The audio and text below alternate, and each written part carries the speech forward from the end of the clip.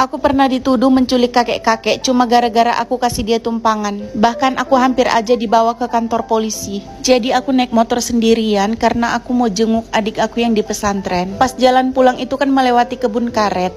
Jadi dari kebun karet itu masih jauh dari perkampungan. Tiba-tiba aku ngelihat seorang kakek-kakek yang berjalan sendirian. Karena gak tega ngelihat dia jalan sendirian, akhirnya aku samperin. Bayangin aja itu di jalan perkebunan dan mau menuju kampung sebelah itu masih jauh banget. Si kakek ini lumayan pikun, pas aku tanya dia juga cuma bisa nunjuk-nunjuk. Jadi pas aku tanya dia cuma nunjuk ke arah jalan. Jadi sekalian aku suruh naik ke motor aku karena kita juga satu arah. Sepanjang jalan itu aku juga udah nanya si kakek ini mau diberhentiin di mana. Tapi dia nggak bisa jawab. Jadinya aku mikir kalau nanti ada perkampungan aku bisa turunin si kakek. Dan siapa tahu ada yang kenal dia di kampung sebelah. Baru aja 2 kilo perjalanan tiba-tiba ada mobil di belakang. Dia mengklakson itu kenceng banget dan dia suruh kita minggir.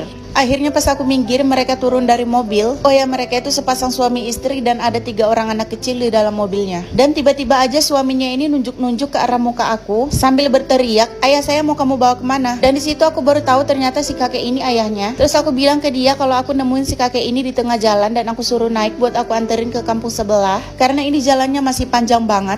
Tapi dia nggak percaya dan dia bilang kalau aku yang udah bawa si kakek itu dari depan rumahnya. Padahal jelas-jelas aku nemuin si kakek itu di tengah perkebunan itu, bukan di depan rumah dia. Dia bilang aku nggak boleh lolos, aku harus ikut dia ke kantor polisi supaya aku bisa diperiksa. Aku nggak mau dong, jadinya aku nyuruh si kakeknya biar jelasin sama anaknya. Tapi ternyata si kakek ini benar-benar nggak bisa diajak ngomong. Aku berulang kali ngajak si kakek ini berkomunikasi, tapi si kakek cuma bisa diam. Akhirnya aku dibawa ke dalam mobil dan pas ada orang lewat, si suaminya tadi ini nyuruh bawa motor aku. Dia udah ceritain kronologinya gimana. Terus orang yang lewat tadi ini bilang untuk diselesaikan aja secara kekeluargaan. Siapa tahu ada kesalahpahaman. Akhirnya dia telepon temannya yang polisi. Dan pas teman polisinya itu datang, aku langsung ditanya-tanyain. Oh ya, sebelum lanjut cerita, aku mau bersihin semua wajan aku pakai serbuk ajaib ini. Karena wajan aku itu semua udah hitam. Dan karena aku ngeliat di FYP aku banyak banget berseliweran serbuk ajaib ini. Akhirnya aku beli banyak. Dan aku beli sarung tangannya juga yang karet. Tapi mereka ada free sarung plastiknya juga. Ini juga bisa membersihkan kamar mandi. Tapi kali ini aku coba ke wajan aku dulu. Nah, setelah aku oles-oles kayak gini, aku diamin dulu beberapa jam sampai serbuknya itu benar-benar mengangkat kerak hitamnya. Oke, lanjut ke cerita. Jadi aku bilang dong ke polisinya,